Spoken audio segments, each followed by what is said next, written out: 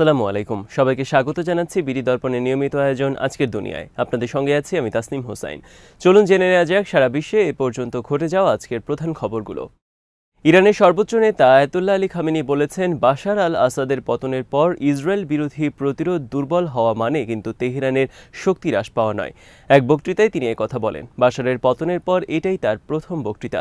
Ayatollah Ali Khamenei বলেন, কেউ কেউ প্রতিরোধের অর্থ বোঝেন না। প্রতিরোধ দুর্বল হলে ইরান দুর্বল হবে বলে মনে করে। ইরান বলিষ্ঠ এবং শক্তিশালী, ভবিষ্যতে ইরান আরও শক্তিশালী হবে। বক্তৃতায় তিনি বাশারের পতনের জন্য যুক্তরাষ্ট্র ও ইসরায়েলের জায়নবাদী সরকারকে দায়ী করেছেন। তিনি বলেছেন, সিরিয়ায় যা ঘটেছে তা যুক্তরাষ্ট্র ইসরায়েলের যৌথ ষড়যন্ত্রের ফসল। এটা নিয়ে কারো কোনো সন্দেহ থাকা উচিত নয়। সাম্প্রতিক ঘটনার জন্য খামেনি সিরিয়ার একটি প্রতিবেশী দেশকেও দায়ী করেছেন। বাশারের পতনে দেশটির সুস্পষ্ট ভূমিকা রয়েছে বলে তিনি মন্তব্য করেন, তবে তিনি দেশটির নাম উল্লেখ করেননি। সিরিয়ার সঙ্গে সীমান্ত থাকা দেশগুলো হলো ইরাক, ইসরায়েল, জর্ডান, লেবানন ও তুরস্ক। এসব প্রতিবেশীর মধ্যে তুরস্ক দীর্ঘদিন ধরে বাশারকে উৎখাতে বিদ্রোহীদের নানা অংশকে সমর্থন দিয়ে আসছে। গত রোববার বিদ্রোহীদের হাতে দামেস্কের পতনের পর বাশার আল আসাদ ও তার পরিবার একটি উড়োজাহাজে করে রাশিয়ায় পালিয়ে যায়। রাশিয়ার প্রেসিডেন্ট ভ্লাদিমির পুতিন ব্যক্তিগতভাবে তাদের রাজনৈতিক আশ্রয় অনুমোদন করেছেন। এদিকে সিরিয়ার ক্ষমতাচ্যুত প্রেসিডেন্ট বাশার আল আসাদের বাবা হাফিজ আল আসাদের সমাধিতে আগুন দেওয়া হয়েছে।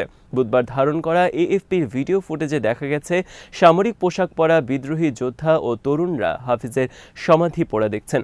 পর্যবেক্ষক সংস্থা the Syrian observatory for human rights এএফপিকে বলেছে, হাফিজের সমাধিস্তম্ভে বিদ্রোহীরা আগুন দিয়েছেন। সিরিয়ার লাতাকিয়া প্রদেশের কারদাহা শহরে এই সমাধিস্তম্ভ অবস্থিত। শহরটি আলাবি সম্প্রদায় অধ্যুষিত। বাশার আল আসাদ এই সম্প্রদায়ের সদস্য। এএফপির ভিডিওতে দেখা গেছে, সমাধিস্থলের কিছু অংশ আগুনে পুড়ে ক্ষতিগ্রস্ত হয়েছে। হাফিজের সমাধিতে আগুন দেওয়া হয়েছে এবং সেটি ধ্বংস করা হয়েছে।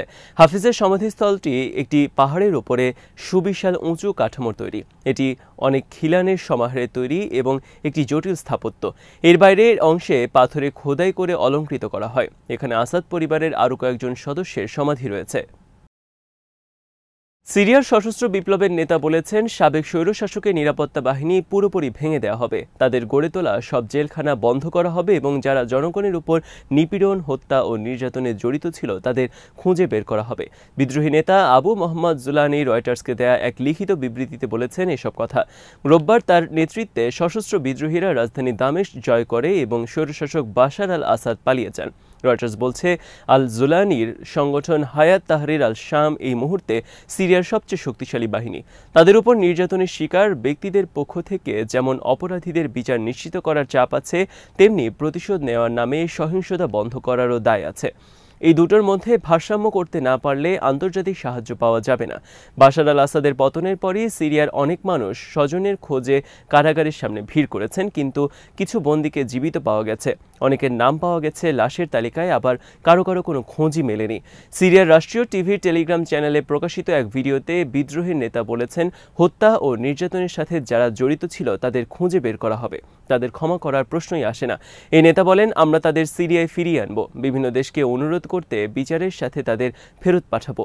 আন্তর্জাতিক পর্যবেক্ষকরা বলছেন, সরকার পতনের পর সিরিয়ায় এখন আইন শৃঙ্খলা পরিস্থিতি ফিরিয়ে আনা এবং জনগণের প্রতিশোধ পরায়ণতা ঠেকানোই বড় চ্যালেঞ্জ। নির্যাতিতরা স্বৈরশাসকের দোষরদের উপর প্রতিশোধ নেওয়ার চেষ্টা করছে এমন খবর পাওয়া যাচ্ছে দেশটি থেকে। এদিকে তুরস্কের গণমাধ্যমের এক খবরে বলা হয়েছে, সিরিয়ার নতুন সংবিধানের খসড়া প্রস্তুত করতে 6 মাস সময় লাগতে পারে। এছাড়া ক্ষমতা হস্তান্তর প্রক্রিয়া শেষ হতে মোট 1.5 বছর সময় লাগতে পারে। শীর্ষস্থানীয় তুর্কি সংবাদপত্র হুরিয়াত ডেইলি জানিয়েছে, 6 মাসের মধ্যে সংবিধানের খসড়া তৈরি করে সেটির উপর গণভোট করা হতে পারে। এছাড়া এই সময়ের মধ্যে নতুন করে আদমশুমারি ও ভোটার তালিকাও করা হবে। রাশিয়া তার দেশের নাগরিকদের যুক্তরাষ্ট্র সহ অন্যান্য পশ্চিমা দেশে ভ্রমণ না করার বিষয়ে সতর্ক করেছে। এসব দেশের কর্তৃপক্ষের হাতে রাশিয়ার নাগরিকেরা ক্ষতিগ্রস্ত হতে পারেন, এই আশঙ্কায় এই সতর্কতা জারি করা হয়। রাশিয়ার পররাষ্ট্র মন্ত্রণালয়ের মুখপাত্র মারিয়া জাখারোভা এক প্রেস ব্রিফিংয়ে সতর্কতা জারি করে বলেন, যুক্তরাষ্ট্রের সঙ্গে রাশিয়ার বৈরী সম্পর্কের কারণে রাশিয়ার নাগরিকেরা বিপদে পড়তে পারেন। যুক্তরাষ্ট্র রাশিয়ার সম্পর্ক ভাঙনের দ্বারপ্রান্তে উল্লেখ করে তিনি বলেন, ব্যক্তিগত বা সরকারি কারণে যুক্তরাষ্ট্র সফরে গুরুতর ঝুঁকির মুখে পড়তে হতে পারে। জাকারোভা কানাডা এবং ইউরোপীয় ইউনিয়নভুক্ত মার্কিন মিত্র দেশগুলোকে যুক্তরাষ্ট্রের স্যাটেলাইট হিসেবে উল্লেখ করেন এবং রাশিয়ার নাগরিকদের এসব দেশে ভ্রমণ এড়িয়ে চলা উচিত বলে মনে করেন। এদিকে যুক্তরাষ্ট্র তার নাগরিকদের রাশিয়া ভ্রমণ না করার পরামর্শ দিয়েছে। যুক্তরাষ্ট্র বলছে তাদের নাগরিকেরা রাশিয়ার নিরাপত্তা কর্মকর্তাদের দ্বারা হয়রানি বা আটকের সম্মুখীন হতে পারেন কিংবা জাতীয়তার কারণে স্থানীয় আইনে নির্বিচার প্রয়োগের শিকার হতে পারেন। রাশিয়া ও যুক্তরাষ্ট্রের কূটনীতিকরা বলছেন ইউক্রেন যুদ্ধের কারণে দুই দেশের সম্পর্ক 1962 সালের কিউবা মিসাইল সংকট পরবর্তী সময়ের চেয়েও খারাপ অবস্থায় পৌঁছেছে। দুই দেশের মধ্যে বর্তমান সম্পর্ক অবনতির প্রধান উপলক্ষ ইউক্রেন যুদ্ধ। 2 বছর ধরে ইউক্রেন যুদ্ধ করছে রাশিয়া। অন্যদিকে যুক্তরাষ্ট্র সামরিক সহযোগিতা দিয়ে যাচ্ছে কিয়েভকে। এছাড়াও বিশ্বের নানা প্রান্তে বিভিন্ন ইস্যুতে মুখোমুখি অবস্থায় রয়েছে ওয়াশিংটন ও মস্কো। ইরানের হয়ে গুপ্তচর বৃত্তির অভিযোগে 30 জন ইহুদি নাগরিককে গ্রেফতারের ঘটনায় ইসরায়েলে বেশ উদ্বেগের সৃষ্টি হয়েছে। দেশটির নিরাপত্তা সংস্থাগুলোর মতে এই ঘটনাটি ইসরায়েলে ইরানের গুপ্তচর বৃত্তির সবচেয়ে বড় চেষ্টা হিসেবে বিবেচিত হচ্ছে। ইসরায়েলের অভ্যন্তরে নিরাপত্তা সংস্থা শিন বেতের বক্তব্য অনুযায়ী একজন পরমাণু বিজ্ঞানী, কয়েকজন সাবেক সামরিক কর্মকর্তাকে হত্যার চেষ্টা এবং ইসরায়েলের সামরিক ঘাঁটি ও বিমান প্রতিরক্ষা ব্যবস্থা সম্পর্কে তথ্য সংগ্রহ করছিল এসব গুপ্তচর। রয়টার্সের একটি প্রতিবেদন থেকে জানা যায় এসব গুপ্তচর ইসরায়েলের প্রান্তিক অঞ্চলের নাগরিক। এদের মধ্যে বেশিরভাগই অভিবাসী, সেনাবাহিনী থেকে পলাতক এবং দণ্ডপ্রাপ্ত অপরাধী।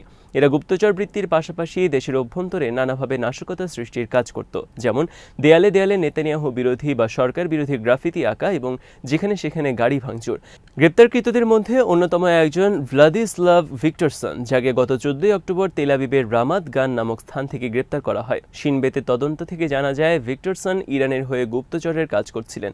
এর অংশ হিসেবে তিনি দেয়ালে গ্রাফিতি আঁকা, অর্থ লুকানো, নেতানিয়াহুর বিরুদ্ধে পোস্টার টাঙানো এবং তেল আবিবের হায়ারকন পার্কে গাড়ি পুড়িয়ে দেওয়ার কাজ করছিলেন।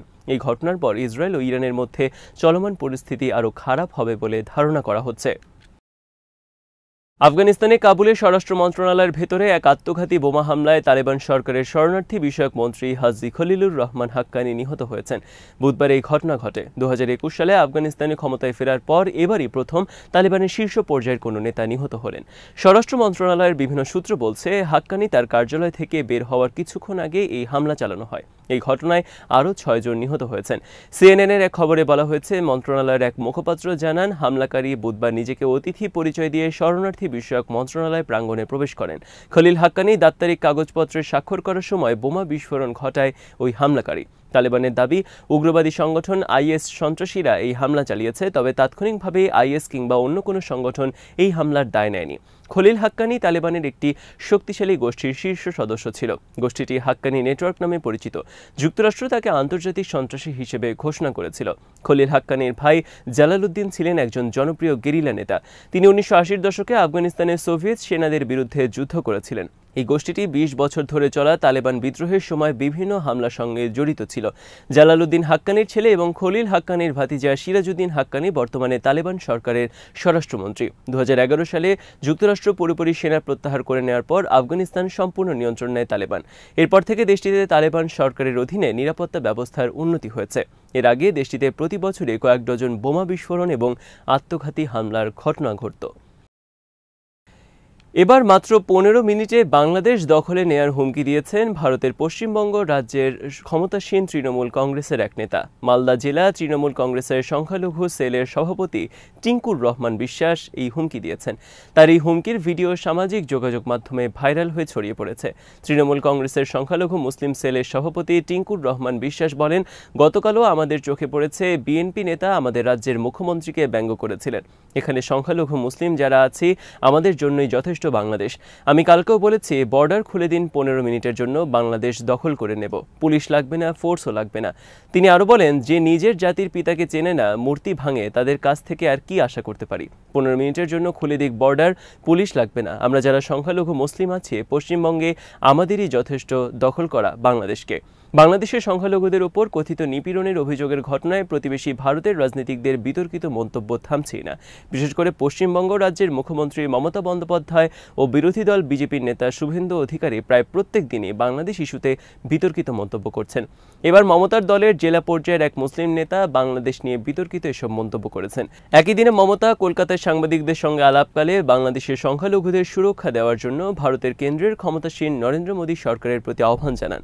বিতর্কিত এই আবদার জানিয়ে মমতা বলেন, কেন্দ্রকে অবশ্যই সহিংসতা বিধ্বস্ত বাংলাদেশে সংখ্যালঘুদের সুরক্ষা দিতে হবে এবং যারা ঘরে ফিরতে ইচ্ছুক তাদের ফিরিয়ে আনতে হবে। আজ এখানে শেষ করছি। সবাই ভালো থাকুন, সুস্থ থাকুন আর দেখতে থাকুন বিডি দর্পণ। চ্যানেলটি ভালো লাগলে সাবস্ক্রাইব করুন, সংযুক্ত থাকুন আমাদের ফেসবুক পেজে। আল্লাহ হাফেজ।